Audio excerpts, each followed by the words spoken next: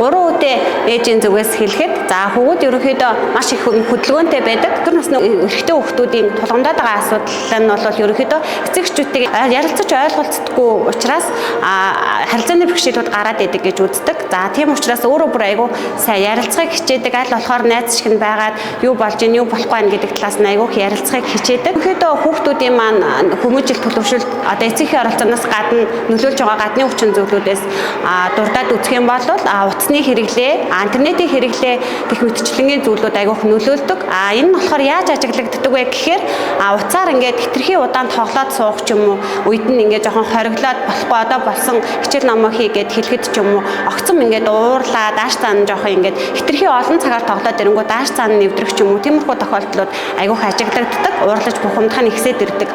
За тэгээд бас болохоор үеийнгийн хүүхдүүдийн найзуудынхын нөлөө айгүйх байдаг.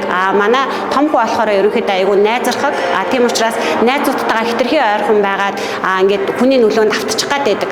Тийм учраас аль болохоор найзуудтайгаа найзлахдаа зөв найзлах, тэгээд спортоор хичээллэх ч юм уу, тиймэрхүү талыг нь илүү түлхүүгээр дэмжиж өгөхийг хичээдэг. За ер нь бол хүүхдүүдтэйгээ айгүй сайн ярилцаж ойлголцох хамгийн чухал юм байна гэдгийг эцэгчүүдэд бас хэлмээр байна.